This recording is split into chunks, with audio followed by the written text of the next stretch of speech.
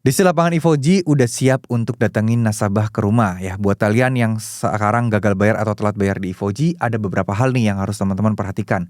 Ivoji ini sebenarnya pinjol legal, bukan pinjol ilegal. Kayak namanya kayak aneh dan unik, tapi dia itu pinjol legal ya teman-teman ya.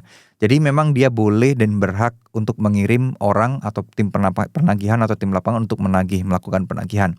Nah, apakah sudah ada yang didatengin Ivoji? Jawabannya ada, tapi belum banyak. Artinya kita bisa bilang Ivoji memang sudah ada di lapangan, tapi kecil sekali kemungkinannya untuk datengin. Karena memang di daerah Jabodetabek saja, sebenarnya yang didatengin kan di daerah Jabodetabek ya, Jakarta dan sekitarnya. Tapi itu pun juga masih banyak yang belum didatengin loh teman-teman.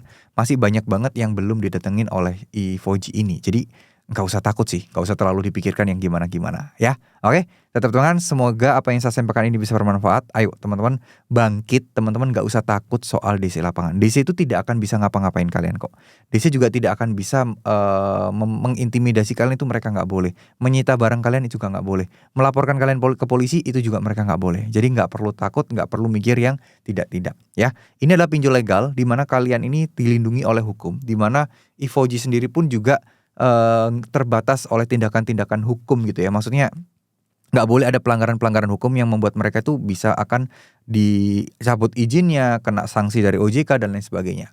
Ya, tetap tenang aja kalau ada tagihan atau telepon ya biasa aja. Iya, mohon maaf akan segera usahakan. Tapi untuk sekarang ini masih belum ada dananya dan biayanya. Udah, cukup itu. Kalian nggak perlu cerita yang macam-macam, cukup ceritakan kronologi kalian, kenapa kalian belum bisa bayar dan akan kalian usahakan dan akan kalian upayakan, itu udah lebih dari cukup. Nggak perlu pakai yang bohong A, B, C, bikin janji-janji palsu juga nggak perlu. Karena itu akan semakin membuat masalah teman-teman semakin runyam. Ya, intinya tidak akan ada resiko yang berat banget ketika teman-teman gagal bayar di aplikasi pinjaman online. Jadi fokus kita adalah untuk memperbaiki finansial kita, mencari penghasilan tambahan, mencari usaha sampingan atau kerja sampingan yang penting bisa nambah-nambahin penghasilan teman-teman.